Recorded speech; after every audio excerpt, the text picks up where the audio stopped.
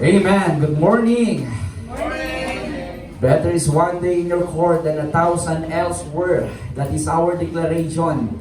Kaya po tayo nandito ngayong umaga dahil alam natin na mas mainam na nandun tayo sa presensya ng Panginoong Diyos. Dahil ang pangako ng Panginoong Diyos sa atin, for where two or three gathered together in His name, there am I.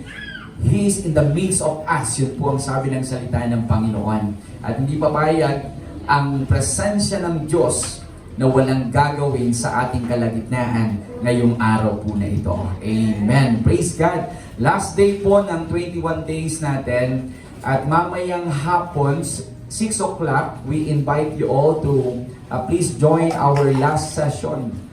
Amen. There's an opportunity sa atin to testify the goodness of God sa ginawa niya sa buhay natin. Those who are joining us face-to-face, joining us online, marami pong salamat sa inyo at naniniwala po tayo na merong ginagawa ang Panginoong Diyos sa buhay natin.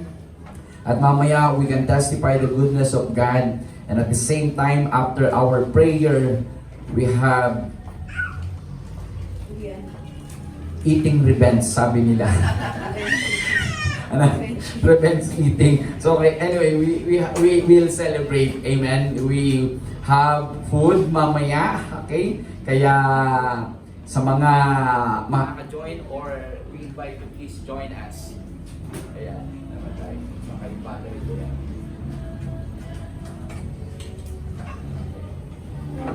Amen. At may bago pa tayong kasama ngayon. Yan. Okay. So, yan, Sister Annette lang. Salamat muli sa pagkakataon na nakasama ka namin ngayon dito. Okay. So, bukod doon, of course, ay Ate Melanie. Thank you, Ate. Congratulations. Amen. Praise God.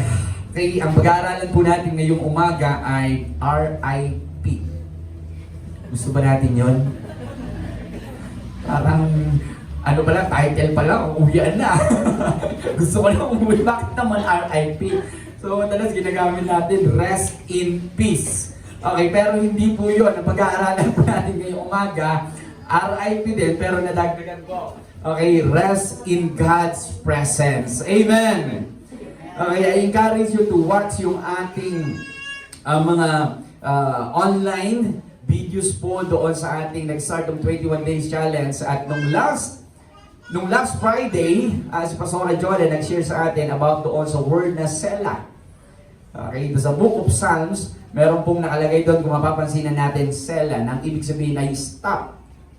Okay, hindi lang tayo basta mag-stop, but stop to meditate, okay, ponder, and pray. Take some rest. Rest for a while, rest for a moment, okay, to meditate kung ano yung sinasabi ng Panginoong Diyos sa atin. At yun po yung pag-aaralan natin ngayong umaga. In Exodus chapter 33 verse 14, sabi niya dito, the Lord replied, my presence will go with you and I will give you rest. Amen.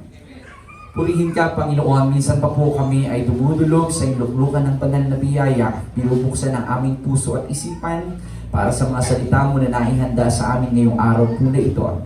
Punuin mo kami ng iyong pagpapala as we listen, Lord, sa inyong mga salita. Patuloy ka na mangusap sa aming puso at ikaw lamang ang maparangalan at mapapulihan sa aming buhay. Thank you, Lord.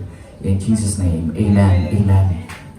Okay, yung Exodus chapter 33, verse 14, bago merong Exodus chapter 33, meron munang Exodus chapter 32. Of course naman, no? Pero, bago nasabi ng Panginoong Diyos ito kay Moses, merong pangyayari sa chapter 32 kung bakit sinabi ito ng Panginoong Diyos kay Moses.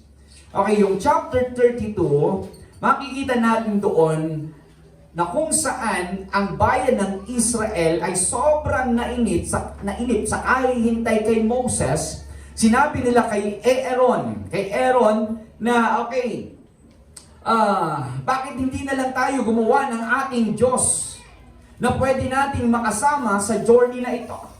Hanggang ngayon, wala pa si Moses. Okay? Yun ang sinabi nila. Kaya si Aaron naman, na-pressure siya. Okay, sige. ibigay nyo sa akin yung mga alahas nyo, yung mga gold nyo, at gumawa po sila ng golden cup.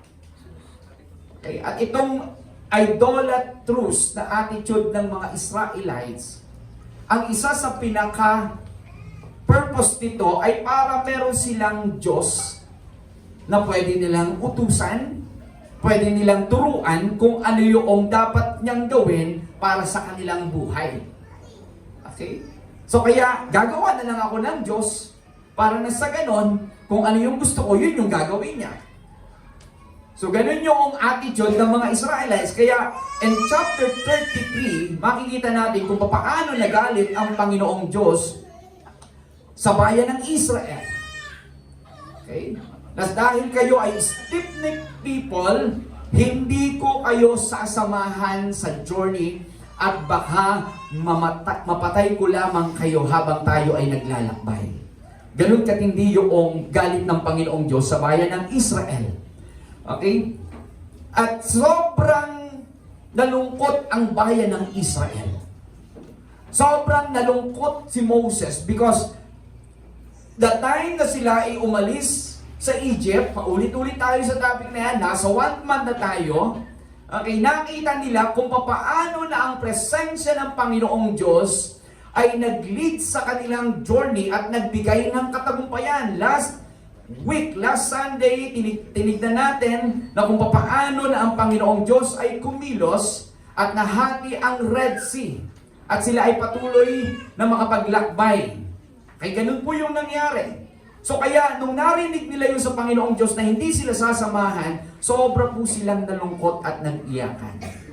And Moses pleaded before the Lord. Nag-intercede siya. He served as a mediator between the stiff-necked people ng mga Israelites at sa Panginoong Diyos na napaka-gracious. Kaya nga sabi ni Moses, Panginoon, paano madidistinguish ng ibang nasyon na kami nga ay bayan na pinili mo kung ang presensya mo ay hindi namin kasama? That is the only identification ng Israel.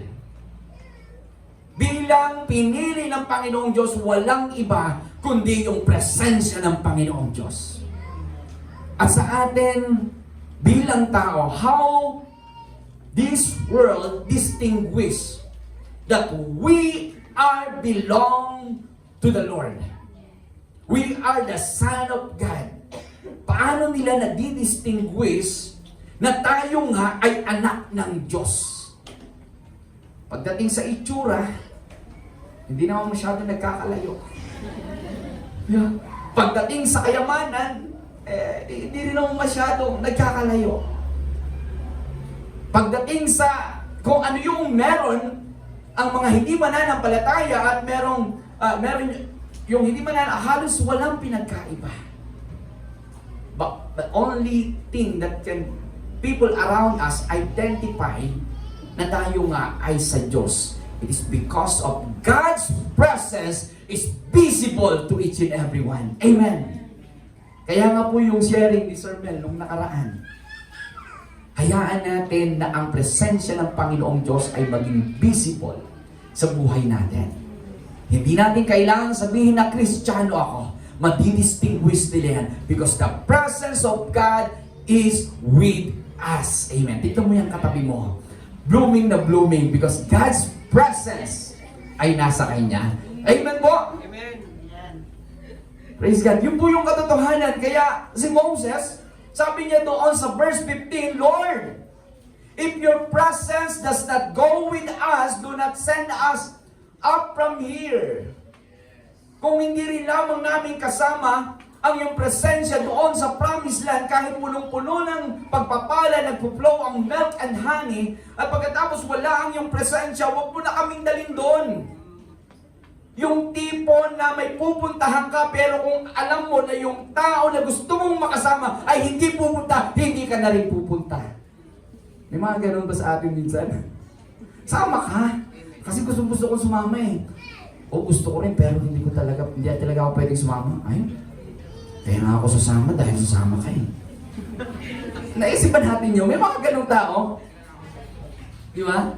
Kaya nga ako pupunta doon kasi alam ko pupunta ka doon eh. Bakit hindi natin sabihin sa Panginoong Diyos yan? Amen? Kaya ako nga pinupurso itong bagay na ito dahil alam ko, okay, na nandun ang presensya ng Panginoon. Amen. Praise God. Doon sa testimony at Melanie kahapon, sabi ko doon before I prayed, doon sa celebration, sabi ko, isang pinakamasarap na celebration ay yung pagkatapos ng mga achievements, mga success na nararanasan natin sa buhay, ay ma-realize natin na may kasama tayo. Bukod sa pamilya natin, higit sa lahat kasama natin ang Panginoong Diyos. Amen? At yan yung narinig nating testimony kanina. Yun po yung katotohanan. Kahit na makagraduate tayo, kung nag-iisa naman tayo, malungkot po ang buhay. Kung hindi mo kasama ang pamilya mo, malungkot. Eh higit sa lahat, na hindi mo kasama ang Panginoong Diyos. Na-reach mo nga yung goal mo sa buhay. Yung dream natin sa buhay na gustong maranasan sa mundong ito, and we found out na pagdating natin sa lugar na yun, mag-isa lang pala tayo. Pwede mangyari ito. Dahil ito mismo yung sinabi ng Panginoong Diyos kay Moses. I will not go with you. Kaya nga sobrang naiyak. Nalungkot ang mga Israelites. Kaya always choose God's presence over promises. Amen! Okay, ganito po yung nasabi po ni Moses dito. Okay, ibig sabihin, kay Moses, he pleaded to God to not abandon them. Okay? Na sinasabi na niya na, Lord, in this journey to the promised land, at kahit makarating kami sa promised land, okay, without your presence is meaningless. Yun ang sinasabi ni Moses. Walang kabuluhan sa paglalakbay kung hindi rin lamang namin kasama ang iyong presensya. Walang kabuluhan na kami ay makarating doon kung hindi rin lamang namin kasama ang iyong presensya. That's the reality that apart from God, life is meaningless. Amen. If the only pursuit of man is life in this world, life is meaningless. Restless. Katulad nung inawit ng mga kabataan kanina. Ano ba yung first part daw? Pwede mo bang ipakita yun, Kuya Clark? Sabi niya dito, meaningless. So meaningless this life is without you. Okay, wag kang tumingin dyan sa katabi mo. Okay, si Lord. Amen. Meaningless without God. Ano ba yung dyan, verse dyan? I don't wanna live just to die. Yung ba yung tono nun? Okay. Here's the meaning. Okay, medyo nagkakaubusan na tayo ng battery dito. Naka 21 days kasi tayo ng dire-diretso. Okay, miss the meaning of this life. Alam nyo, pwede nating ma-miss yung totoong kabuluhan at yung ibig sabihin ng buhay o purpose ng buhay kung wala ang Panginoong Diyos. Yan po yung katotohanan. Ano pa? Nakalagay dyan. Okay, I've searched the world low and high. It left me numb with empty eyes. Intindihin nyo na lang. Balik na tayo dito. Okay, yun lang naman yung kailangan ko. Okay, so kung papansinin po natin, yun yung katotohanan. That's the reality of life. Amen? Yes. Okay, kaya nga, yung book ng Ecclesiastes, kung mapapansin natin doon sa Wednesday devotion natin, when I share this, okay, in Ecclesiastes chapter 1, verse 1 hanggang 3. Sabi nito, the words of the teacher, son of David, king in Jerusalem, meaningless, says the teacher, utterly meaningless, everything is meaningless. What do people gain from all their labors at which they toil under the sun? Okay, ito pong letter na ito, doon sa verse 1, nabanggit doon na the word of the teacher. Sa Hebrew word, yung kohelet, ako na ilagay ko yata yung dyan, yan. Kohelet, it is generally translated as the preacher, the teacher, the assembler. Ito yun, or one who calls people together. Okay, it seems like a pastor, a preacher, a teacher. Okay, the one who speak at the assembly. Because yung word na assembly, yung root word niya is from ecclesia, na ang ibig sabihin ay assembly or church. Kaya nga po tayo natawag na assembly or church because we are called out from darkness to light. Yung po ang ibig sabihin ng church at tayo po yon, mga tinawag mula sa kadiliman na ngayon ay nasa liwanag na. Amen! The word ecclesia meaning assembly or church, King Solomon, sa Greek word, okay, yung Greek Septuagint ng Kohelet, ang ibig sabihin po niyan ay ecclesiastic. Okay, parang yung kanta lang na I'm alive, awake, and ecclesiastic. Yun ba yun? Ha? Ay, enthusiastic pala yun. Okay, iba yun. Okay, so an ecclesiastic or preacher. Okay, King Solomon's role is to gather people to impart wisdom, like reflecting his position as king or such addressing the community. At alam natin kung sino si Haring Solomon. Kung merong pinakamatalinong tao, pinakamayaman na tao, okay, during his time, yan ay si Haring Solomon. At sigurado, hindi lang dahil siya sa hari, okay, dahil sa katalinuhan na meron siya, lahat ng tao makikinig sa kanya. Amen? Kaya nga dito, sa Ecclesiastes, ito yung kanyang word. Everything is meaningless. Okay? Doon sa early years ng buhay ni King Solomon, naisulat niya po ang Song of Songs. Yung mga time na in love siya sa Shulamite woman, maiden. Kaya kung babasahin natin yung Song of Songs, ay talagang about courtship, marriage, about relationship, rated PG, meron din doon. Okay, sa Song of Songs. At yung Song of Songs na yan, although si King Solomon, meron siyang 1,005 na songs, pero ang pinaka-nag-trending ay yung Song of Songs. Kaya nga yung tinatawag nilang superlative. Okay na yung katulad ng kinanta natin kanina, pag sinabing Lord of Lords, yung pinaka-highest, pinaka-supreme. Pag King of Kings, yung pinaka-supreme. So, yung Song of Songs, yung pinaka-trending. Pinaka-the best. Okay? Sa lahat ng mga kinompose na kanta ni Haring Solomon. At na-compose niya during his early years. And during his middle years or matured years, na tinatawag, na-compose niya naman, na-kinolect niya. Okay? He is not the total, he is not the author alone of Book of Proverbs, but primarily recognize si Haring Solomon na collector ng Book of Proverbs dahil sa last part ng Proverbs, makikita natin yung iba doon na in-address kay Agor at kay King Lemuel na kung saan ay kinumpile ni King Hezekiah. Okay, lahat ng Proverbs na ito. Si Solomon meron siyang 3,000 Proverbs, but not all included dito sa Book of Proverbs. At sinulat nito during his mature years. Yung Book of Proverbs, punong-puno po ng wisdom. And I'm praying, sabi ko kay Pastora Jonah, maybe next month, we will make a series sa Book of Proverbs because Book of Proverbs, there are 31 chapters. And as we start this year, yung journey po natin, we need wisdom kahit isang chapter lang ng Book of Proverbs a day, yung babasahin natin. That is pwede maging challenge sa church po natin, no? Amen? Sa bawat araw, ilang days ba ang pinakamahabang buwan na meron tayo? 31 days.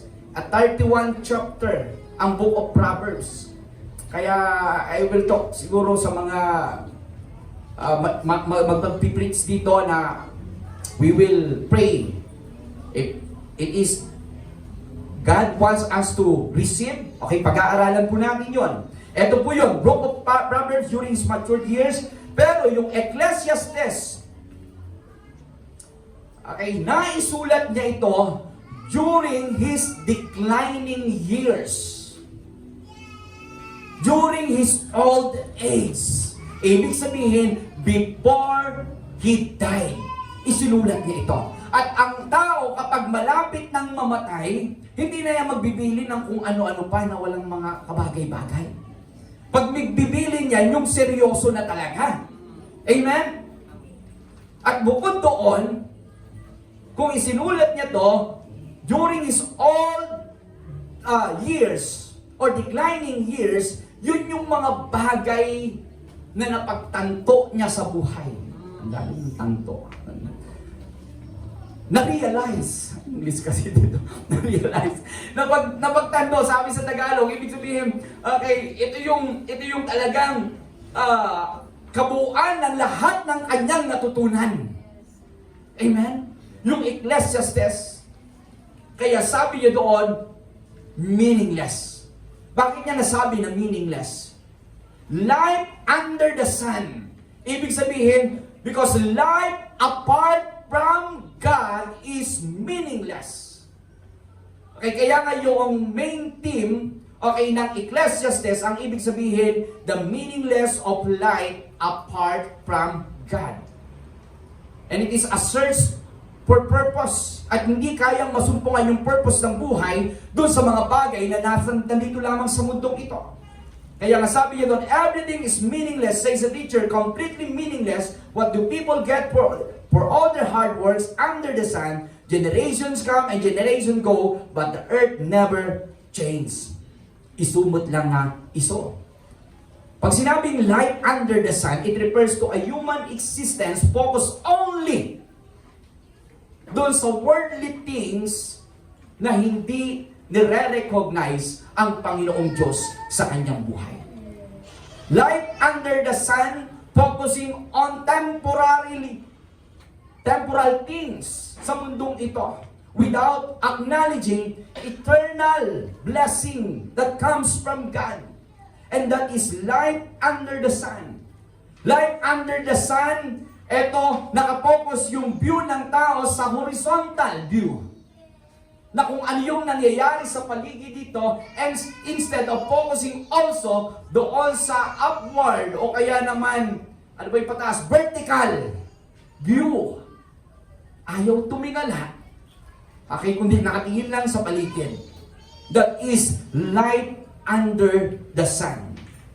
And this kind of life is repetitive. Okay, itong klase ng buhay nito is ultimately vain kung ito lang yung buhay na meron sa mundong ito. Okay? Walang katapusang gising. Walang katapusang trabaho. Walang katapusang kain. Walang katapusang tulog. Pagkatapos ng tulog, ano mangyayari? O, siyempre, gusto nyo uling gumising. Mahirap na ako, pagkatulog na lang, di ba? Gising uli! Kain, trabaho, tulog. Okay, paikot-ikot po. Okay, this is the life under the sun without acknowledging God. Okay, sa buhay ng isang tao, ibig sabihin, wala nang bago. Okay, parang sa buhay natin, na lahat ng gagawin ko ngayon, okay, para mabuhay lamang ako bukas. At bukas, lahat ng gagawin ko para mabuhay lang uli ako kinabukasan. Yung gagawin ko na naman bukas, bakit mo gagawin niya? Para mabuhay na naman kinabukasan. Paulit-ulit, walang bago. That is the life under the sun. That's why real rest cannot be found if our only pursuit is life under the sun. Mapapagod tayo ng paulit-ulit, and yet at the end of the day, na-realize natin na para bang I am not satisfied. Praise God, dahil ito po, ina-emphasize ko hindi dahil ganito tayo, kundi inire-remind lamang po tayo ng mensaheng ito. Amen? How blessed we are dahil sa presensya po ng Panginoong Diyos. Amen po? Okay, so, real rest cannot be found if our only pursuit is life under the sun. Yung mga careers, wealth, wisdom, pleasure, lahat ng mga pangarap natin sa buhay na to, mabuti po ang lahat ng yan. Hindi po masama. In fact, gusto yan ng Panginoong Diyos. Pero wag nating tatanggalin ng Diyos dahil lang sa paghahabol natin ng mga bagay na gusto nating maranasan sa mundong ito. Amen? Hindi po masama. But the Lord, through His Word in Ecclesiastes chapter 12 verse 1, we have to focus on the Creator rather than just the creation. Ang sabi niya doon, don't let the excitement of youth cause you to forget your Creator. Yung youth po dito na tinutukoy ay hindi lang yung mga kagaya ng mga nandito. Okay? Pwede rin yung mga nandun sa likod. Okay? Pwede rin yung mga nandito.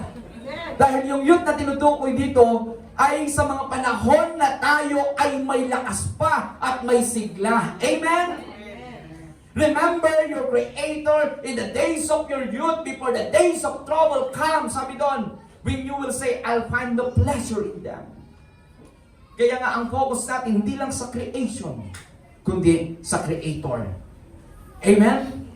Kaya nga si Haring Solomon sa Ecclesiastes during his declining years, Ecclesiastes chapter 12 verse 13 to 14, now all has been heard. Here is the conclusion of the whole matter. Ano yun? Fear God and keep His commandment. For this is the whole, sa ibang translation, for this is the whole duty of man. Magkaiba yung chapter 1 sa chapter 12. And explain niya yung life under the sun. For God will bring every deed into judgment, including every hidden thing, whether it is good or evil. Okay? Na-realize po natin ngayon, this is the reality. Kaya sa buhay po natin, bilang mananampalataya, huwag po nating hayaan na mawala po tayo sa focus at sa kung ano yung totoong purpose ng ating buhay. Dahil kapag nangyari yan, hindi tayo makakahanap ng totoong kapahingahan. In Ecclesiastes chapter 3 verse 11, He has made everything beautiful in His time. He has also set eternity in the human heart. Yet no one can fathom what God has done from beginning to end. So sinabi po dito, okay, He has also set eternity sa puso ng isang tao. Ibig sabihin tayo bilang mga tao, innate na talaga sa atin yung magkaroon ng longing for eternity.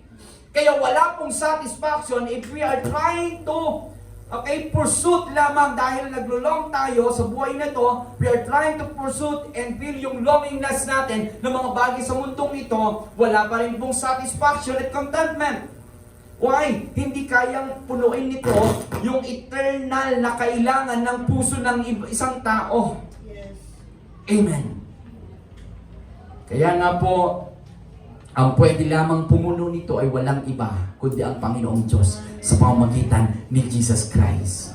That even Joyce Pascal, sabi niya, there is vacuum in the hearts of men na walang ibang pwedeng pumuno kundi si Jesus Christ lamang. Amen. Amen! Si Jesus lang! Praise God! That's why there must be a shift of focus and purpose. At alam ko na alam na po natin to. And the answer doon sa longingness po na yan, okay, sa puso natin walang iba kundi si Jesus Christ. Yung answer sa question ng restlessness na dinidescribe po dito sa Ecclesiastes ay walang iba kundi si Jesus Christ lamang. In John chapter 10 verse 10, sabi niya dito, the thief does not come except to steal and to kill and to destroy. I have come that they may have life and that they may have it more abundantly. Yung totoong buhay ay masusumpungan lamang natin sa Panginoong Jesus. Abundant life. It contrasts yung feeling of emptiness sa puso ng isang tao.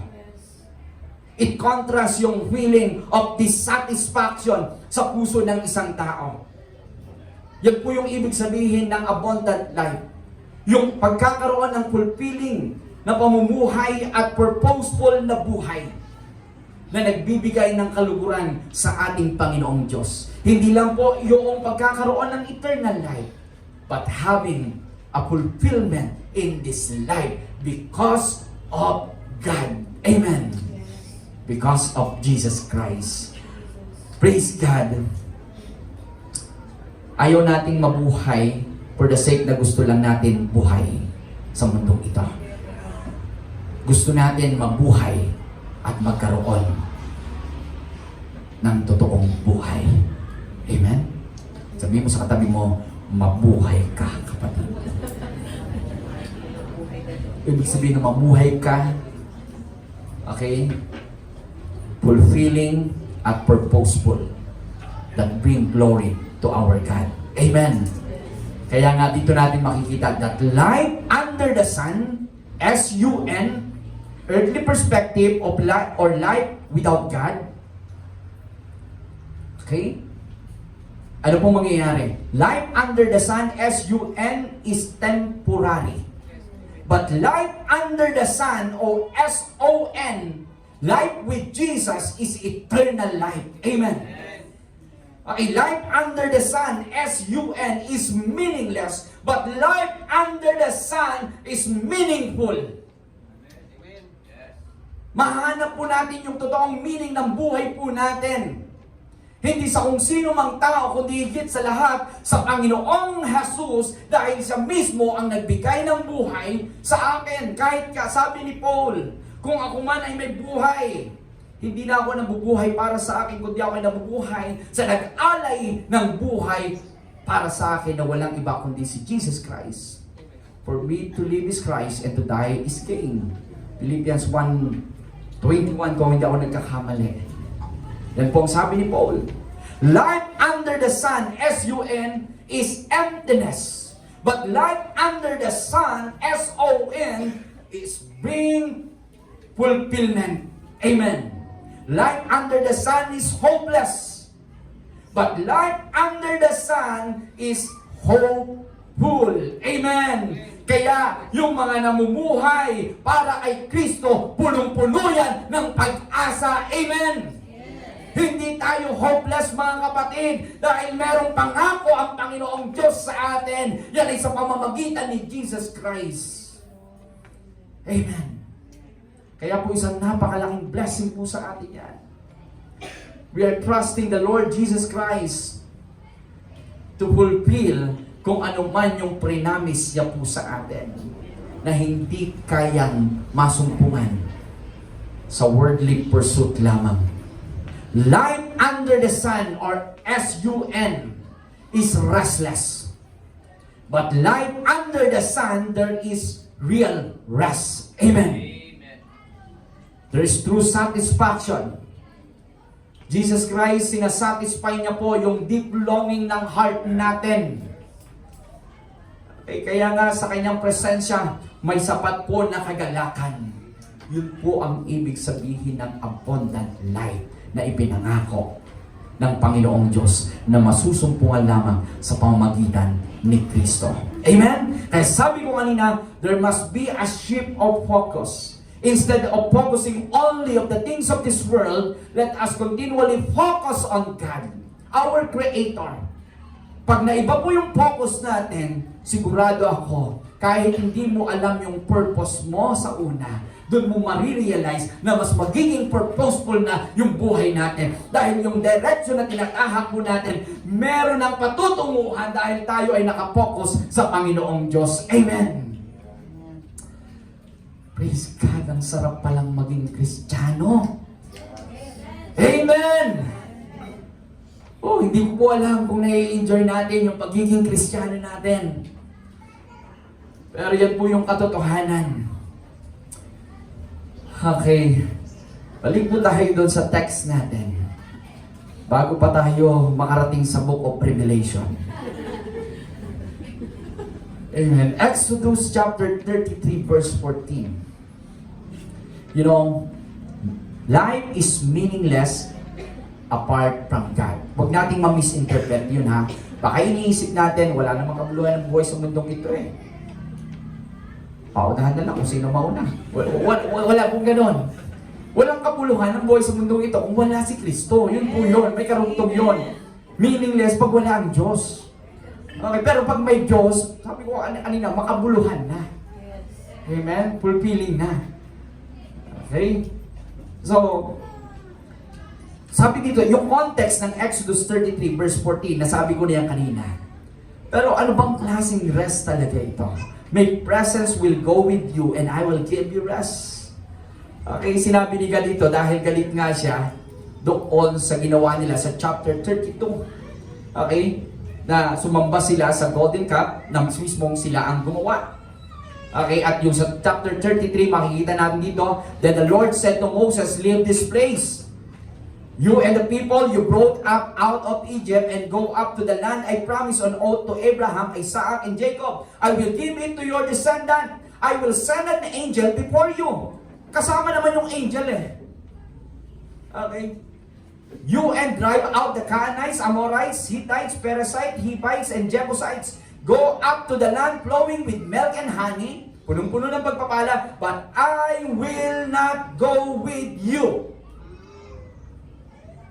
Pumunta na kayo, di ba? Kasama nyo naman ang angel. O sige, kasama naman namin ang hangin. Pero ibang usapan pag ang Diyos ang kasama. Amen! Yung tipong alam mo na may kasama ka doon sa lugar na pupuntahan mo. Meron kang means para makapunta doon sa lugar na yon. Meron kang talent, meron kang skills. Pero iba pong usapan kapag kasama natin ang Diyos. We all have the means. We all have the support from other people. And we are so grateful because they are God's instrument of blessing. But without acknowledging the presence of God, going with us to the place na pinapupuntahan niya po sa atin, iba pong usapan yun.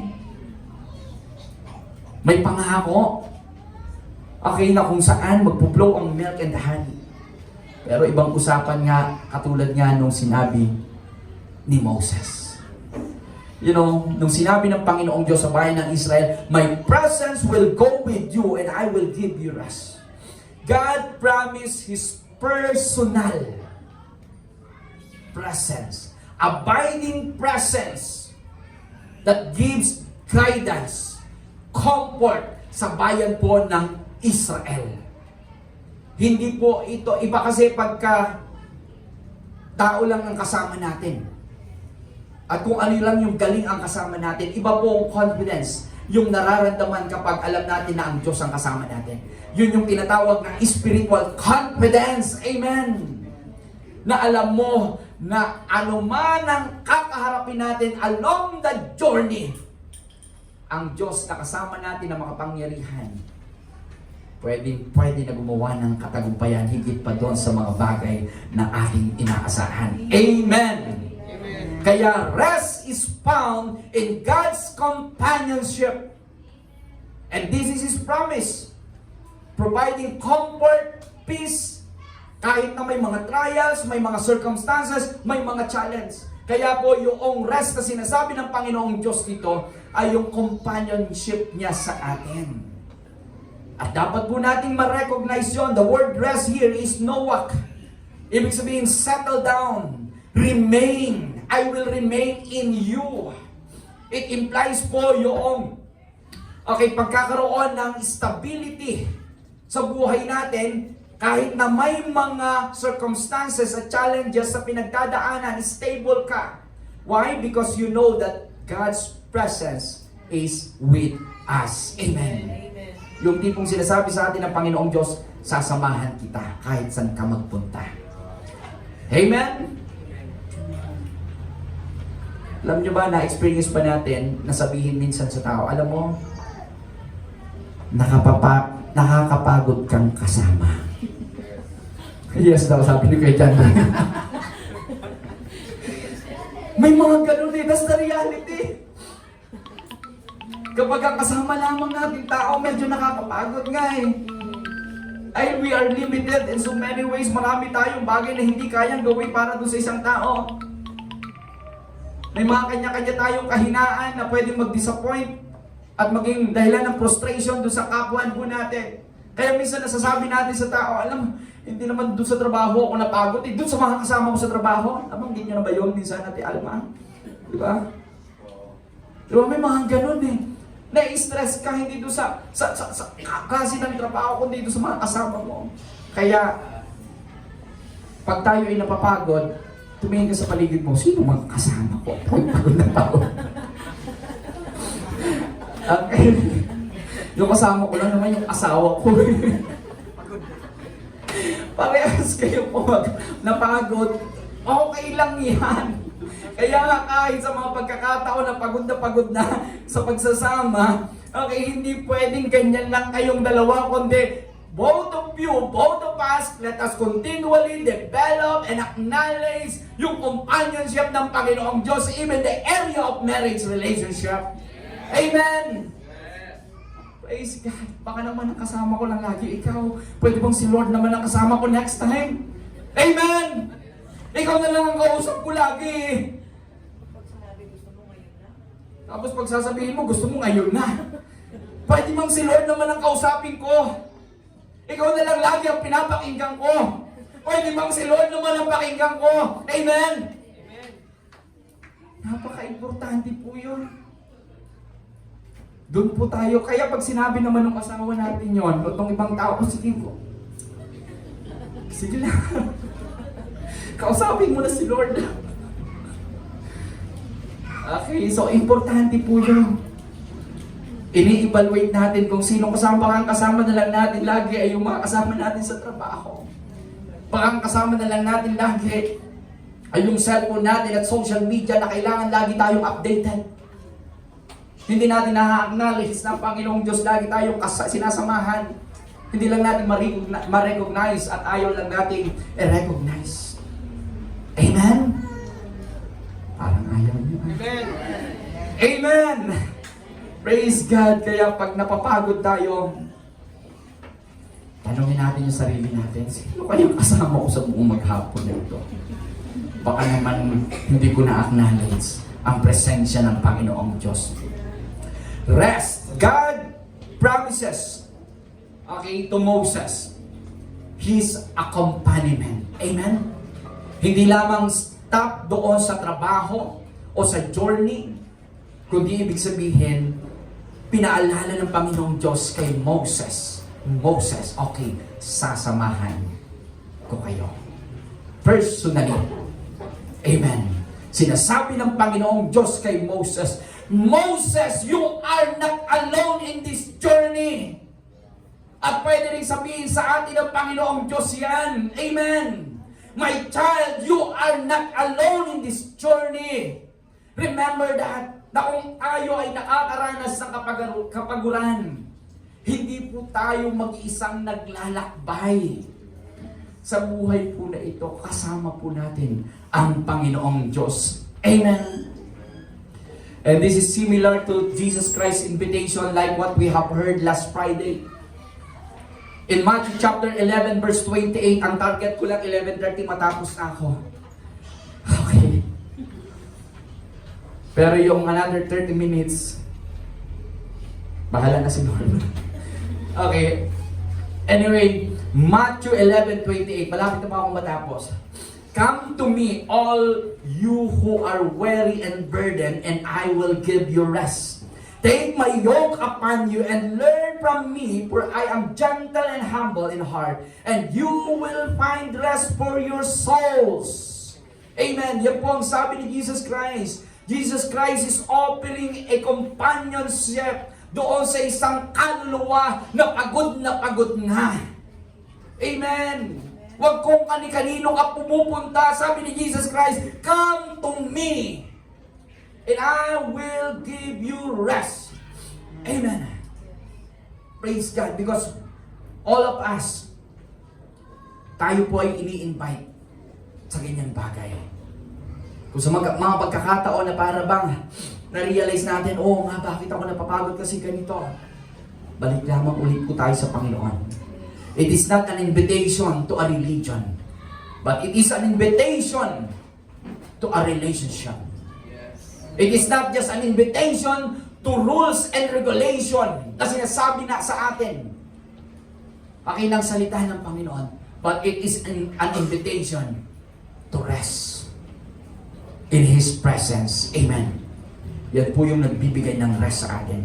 Verse 29, sabi niya, take my yoke upon you and learn from me, for I am gentle and humble in heart, and you will find rest for your souls. Sabi ni Jesus Christ, halika, partner tayo. Kung kanino ka nakikipartner eh. Yung picture ng yoke dyan, during this time, hindi po iisa lang. Dalawa yung sangol. Dalawang baka, at pag may iba silang purpose, at may ibang direction, pupunta yung isa doon, pupunta yung isang dito, mabigat. Maghihilahan sila. Masasaktan. O kaya naman, ang akala mo, nakakatulong yung kasama mo, yung pala, wala na siyang binubuhat dahil pinabuhat na lahat sa'yo. Iba yung partner, kaya pinipili dapat. Amen? Amen. Kala ko nakakatulong. Yung aging babagkat.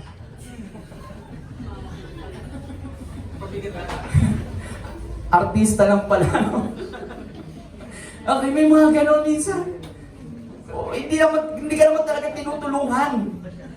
Nagiging pabigat yung mga bagay na sa tingin natin ay inaasahan natin na partner para sa bigatin na daladala natin. Hindi po masama. They are God's instrument of blessing, but they are not the ultimate help. Source of help. Amen. Okay? Kaya nga po, napaka-importante natin makita to. Iyan yan yung yoke. Okay? Why Jesus' yoke is easy? Okay? The Lord does not ask us to do anything beyond the strength that He gives.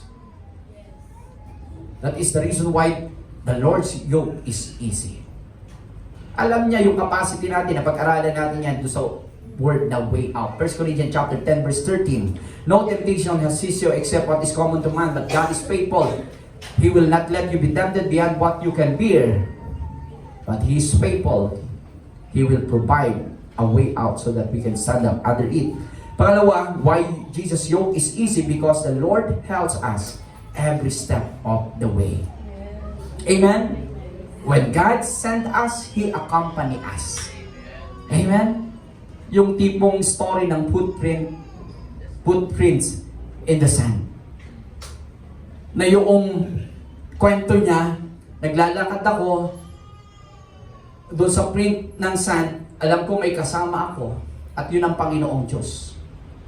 Hindi ko man siya nakikita, pero nakikita ko yung kanyang mga bakas. Pero sa mga pagkakataon na ako'y hirap na at hindi ko na kayang ipagpatuloy yung aking journey. Bakit?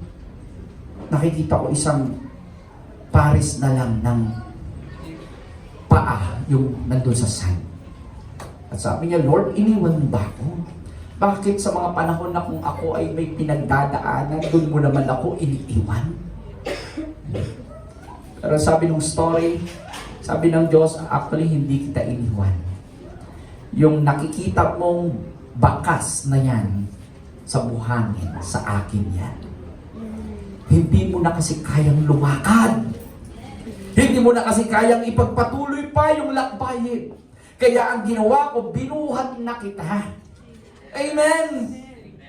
At ako yung nagpatuloy ng lakbayin para sa iyo. Amen. Ganun po kabuti ang ating Panginoong Diyos. Praise God. If God ordered it, He pays for it. Amen. Psalms 37 verse 23, the steps of a good man are ordered by the Lord, and He delight in His way. Yung continuation niya po nun. Though he fall, he shall not be utterly cast down, for the Lord uphold him with His hand. Yan po yung sabi ng salita ng Panginoon. Praise God. That is the reason kung bakit yung yoke ng Panginoong Diyos ay easy. Kanino ka pa gustong makipag-partner? Dapat kay Lord lang. Amen? Amen. Praise God. Amen po. Nakakaramdam po tayo ng pagod. Bakit? Kasi masisipag tayo. Sobrang sipag natin sa buhay. Meron namang iba, wala nang ginagawa naka-energy drink pa. At hindi, no? Okay. Kaya, okay lang na mapagod kasi masisipag tayo eh. Importante yun sa buhay. Diba? Makaramdam ka ng pagod dahil alam mo, masipag ako. Pero dapat may patutunguhan yung kasipagan natin. Hindi at the end of the day, napagod lang tayo at pagkatapos parang wala tayo na-accomplish, wala tayong na-fulfill. Amen. Napaka-importante po yun sa buhay natin bilang mananampalataya. So, dito po makikita natin yung pangalawang point natin dito. Yan, bago matapos na tayo. Okay. So yung number 2, sige. Kuya Clark. Dalhin mo na lang ako sa point number 2. Mukhang nawala dito sa outline ko. Okay, rest in God's presence is intentionally withdrawing to a quiet place. Yung sabi po ni Jesus Christ, nung ang kanyang mga disciple, ay ito pala, bakit saan ka pumunta?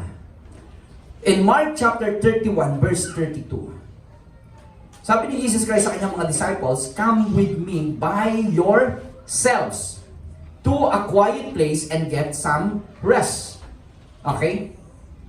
Pagkatapos niyang nakita na yung kanyang mga disciples pagod na wala na silang pagkakataon para kumain pa at magpahinga.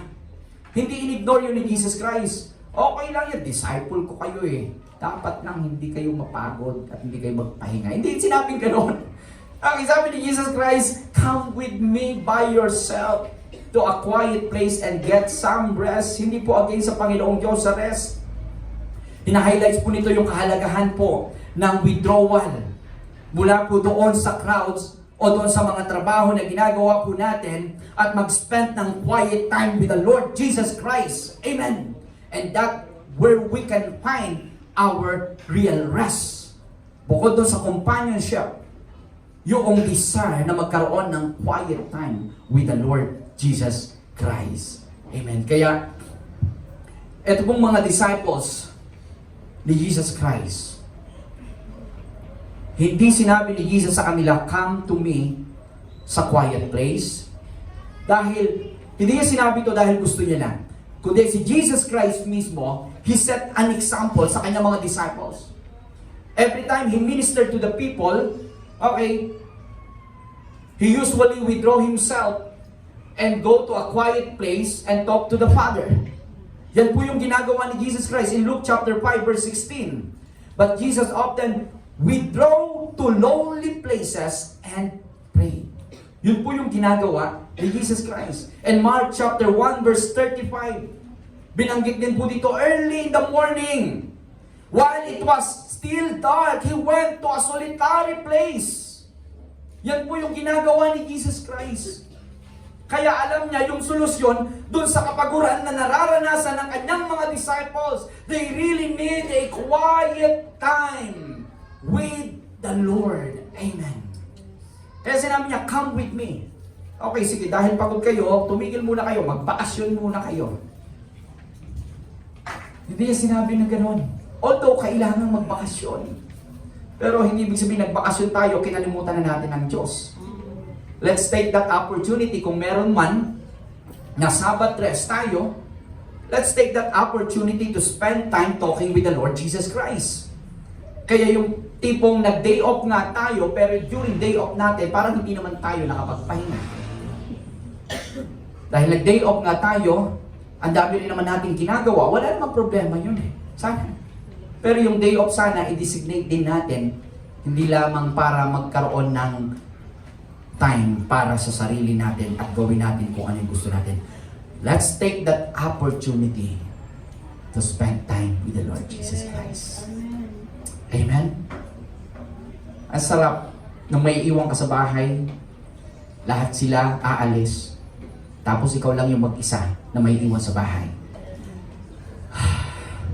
Lord, makakausap na rin kita ng masinsinan. Amen? Alam mo, sarap ng gano'n. Agagawan nga kami sa ganong klase ng time namin ni Pastora Jonah eh. Okay, yung tipong ikaw yung may iwan pagkatapos walang magulo sa bahay. Sarap, papatugtog ka ng music na kasama mo ang Panginoong Diyos. Okay, at pagkatapos mag-pray ka, masasabi mo kay Lord lahat ng gusto mong sabihin. Where we can find rest. Kaya kung may mga ganong moment yung mga kapamilya natin, huwag nating hadlangan. Amen?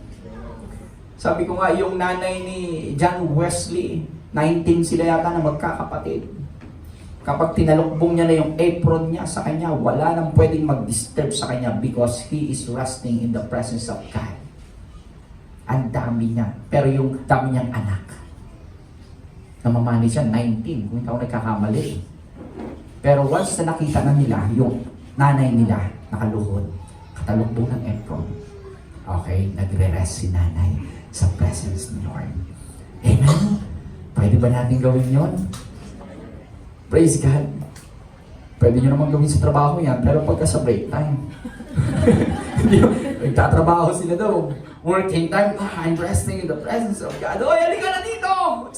Hindi po ganun na. Okay? So, mawawala ka ng trabaho pag ganun. Okay? Hindi na nila i-hire yung mga mananampalataya dahil wala nang ibang ginawa kundi mag-pray dun sa sulong kahit oras ng trabaho. Okay, hindi na maganda. Mag-pray ka na lang sa spirit mo, sa isip mo. Okay? So, nakita po natin dito kay Jesus Christ. Matthew chapter 14 verse 23, He went up on a mountain by Himself to pray. Luke chapter 6 verse 12, He spent the entire night praying on the mountain. Kaya kahit sa sobrang tagal niya, nakita niya yung kanyang mga disciples sa tutulog. Okay, watch and pray so that you may not fall into temptation. The spirit is willing, but the body is weak. Yan yung sinabi ni Jesus Christ. So meaning the presence of God is more than a feeling. Amen po? It is more than attending spiritual gathering. Okay? It is constant going to a solitary place and have a quiet time with the Lord Jesus Christ. Amen? Kahit nasaan po tayo, pwede na po natin gawin yan.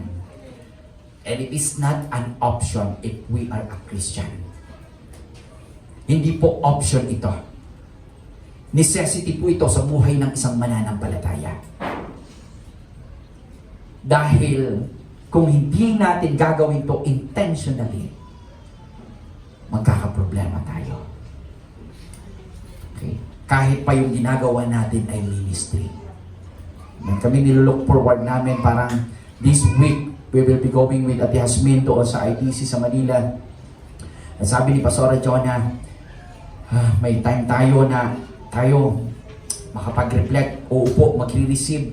Pero naalala namin, kasama pala namin si Sayla. Okay, but thanks God for that opportunity. Amen. That's also a miracle. Amen. That is a miracle. Hindi namin plano, but it is God's plan for us to take some rest. Although, hindi lang ito yung way paano tayo makapag-rest. Pero, I love this ministry. I love you, church. At hindi namin mas may express yung pagmamahal sa inyo kung aabusuhin namin yung katawan namin.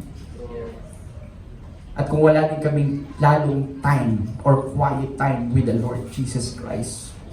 And if we are having quiet time with the Lord Jesus Christ, taking rest for a while and for a moment, we are not abandoning our calling. That is an expression that we really love our calling. We are not abandoning our ministry. But that is how we take care of the ministry that God has entrusted to us. Amen? Ganun po sa buhay natin. We are not abandoning our family if we have this quiet time with the Lord Jesus Christ. But we are taking care of our family. Dahil alam natin, as we spend quiet time with the Lord Jesus Christ, doon tayo nare-rejuvenate. Amen? And next week, pag-aaralan natin yan. I put an acronym doon sa word na rest. At isa dito, okay, restore and refresh. Pero baka humabot tayo, kaya hindi ko na babangkitin pa yun. Pero yun po yung katotohanan. Bakit ang tao, restless ang tao? Nakakalimutan natin magkaroon ng moment or solemn moment with the Lord Jesus Christ with His presence. Rest is not an option to the believers, but it is necessity. And it is found not in the absence of problems, but found in the presence of God that can turn our problems into blessing. Amen. That can turn our mourning into dancing. That can turn our restlessness into real rest. Amen. Yan po yung katotohanan mula po sa salita ng Panginoong Diyos. Kaya po nga, He is our constant companion. And John chapter 14 verse 16 to 17, and yung sabi ni Jesus Christ, the Holy Spirit is our constant companion. And I will pray the Father, and He shall give you another comforter, that He may abide with you forever. I am now in the conclusion, yung point number 1. Okay? Even the Spirit of truth, for He dwelleth with you and shall be in you. And verse 18, sabi niya dito, I will not leave you as orphans. I will come to you.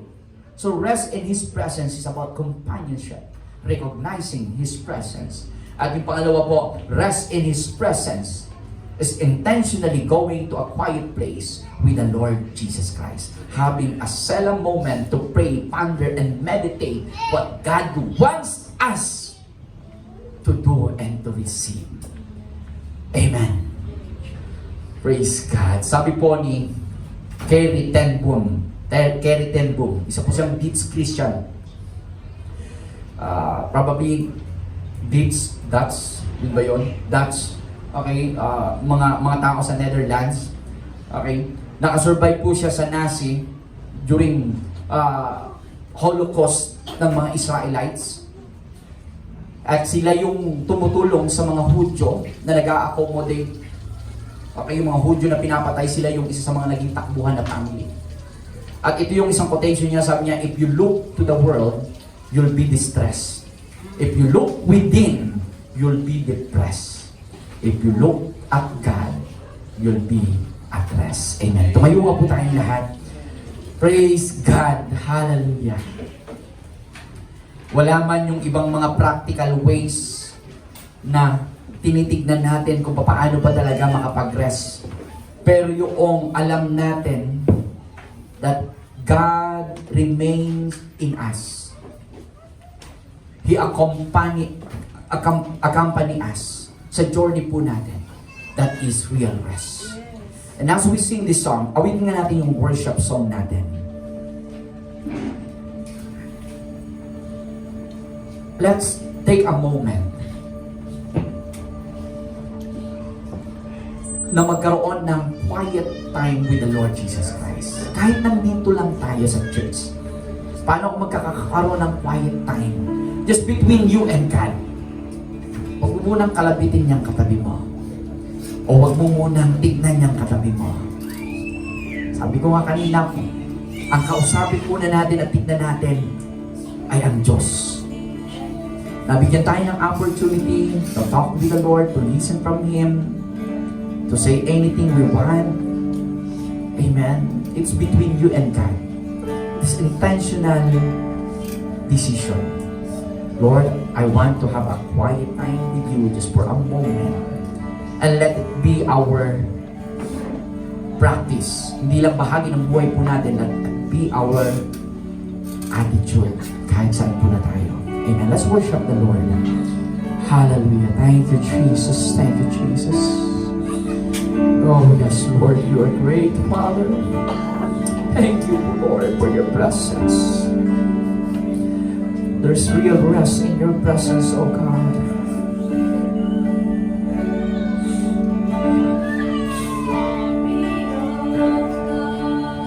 Thank you, Jesus. And all of the world will join the praise His wonders proclaim. The oceans and skies Thank you, Lord. Hallelujah. Yes, lift up their voice.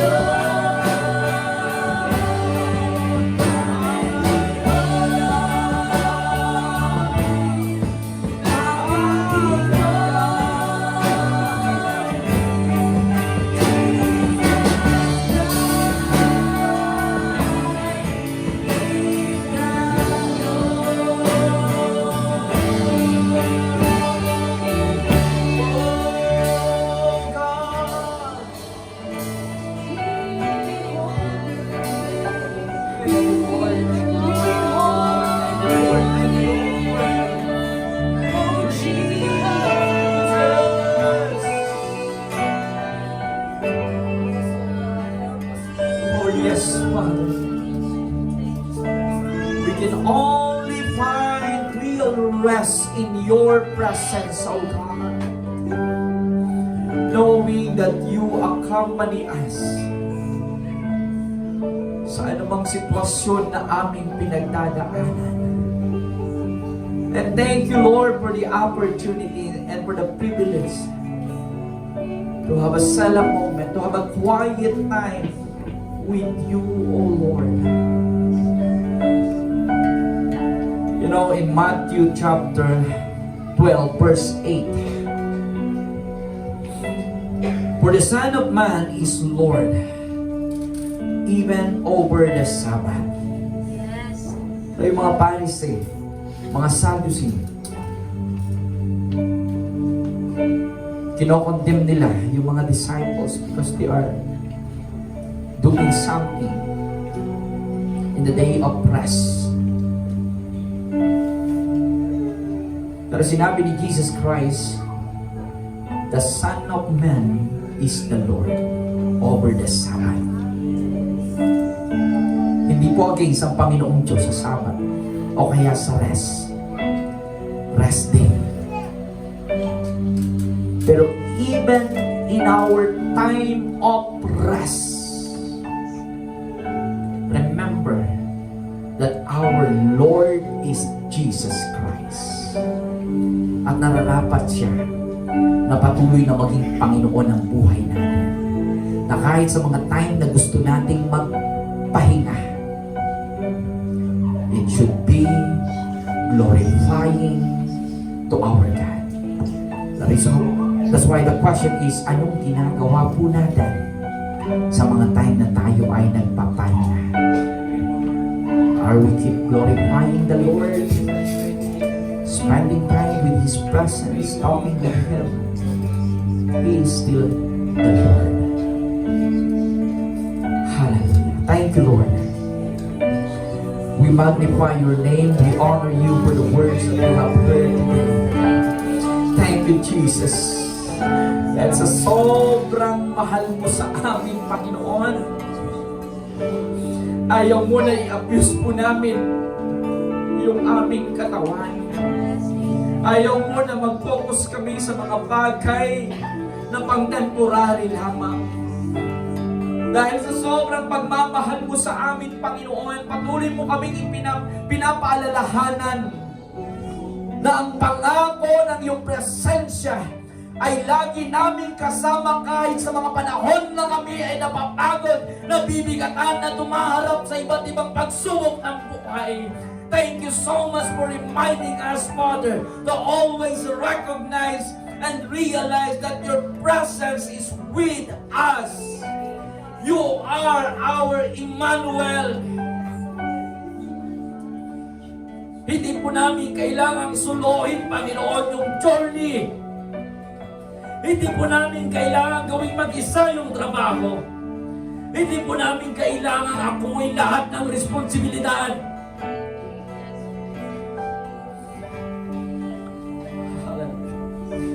Kusang nais mo, Panginoon, ay ipagkatiwala sa inyo ang lahat ng bagay. Nandyan ka, Panginoon.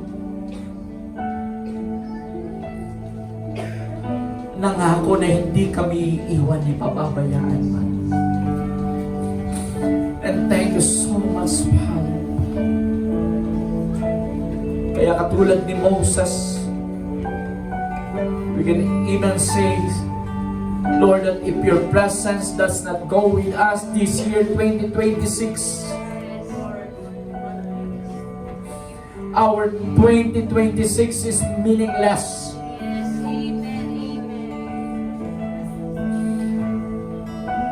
Our 2026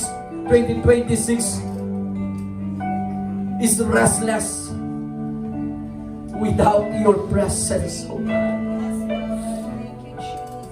If your presence that does not go with us, do not bring us out from here. Ano man ang aming bagay na ginagawa kung wala ang iyong presensya. Patuloy lamang kaming makakaranas ng kapaguran. Nais mo, Panginoon, ng 2026 po namin ay maging punong-puno ng kasaganahan, kapayapaan, kagalakan, at katagumpayan. Salamat, Panginoon. Bless each and every one of us that is in this place. Babalik kami, Panginoon, sa aming mga trabaho. Babalik kami sa aming pamilya. Babalik kami, Panginoon, sa kung ano man yung bagay na dapat po namin gawin na para bang routine na lamang sa amin. Pero hindi po namin gagawin ito na para bang usual lamang na ginagawa namin katulad sa mga naunang araw ng aming buhay. Babalik po kami, Panginoon, na punong-puno ng excitement, enthusiasm, because of your presence, O God. Babalik kami, Panginoon, fulfilling your purpose sa aming mga buhay, Panginoon. Fulfilling the divine calling na binigay mo sa amin. That's why there is joy. There is victory. There is peace. Salamat, Panginoon. Thank you for your continual protection, guidance and wisdom to each and every one. Ipagpapatuloy man namin, Panginoon, yung nais mong ipagawa sa amin sa buhay na ito. Pero salamat sa kalakasan at sa pangako na hindi mo kami iiwan. Purihin at sambahin ka. Bless each and every families. Continue to provide our needs. Continue to protect us, Lord, and depart us from any sickness and accident. Give us wisdom and knowledge in every decision na ginagawa po namin. Strengthen us, Lord, and allow us to continually grow in our relationship with you. Ang mga salita mo na aming napakinggan, Panginoon, ay patuloy na maitanim sa aming puso't isipan at maisapamuhay po namin. Salamat ng marami. Pagpalain mo po ang bawat isa, maging sa aming pag-uwi. Gabayan mo po kami at binalan. At mamayang hapon, Panginoon, as we gathered here to worship you, let your Holy Spirit continually move in our midst, O God. We love you, Lord, and we honor you. With the grace of our Lord Jesus Christ, the everlasting love of our Father, the never-ending communion and guidance of the Holy Spirit, be each and every one of us. This we ask. In the mighty name of our Lord Jesus Christ. Everybody say, Amen. Amen.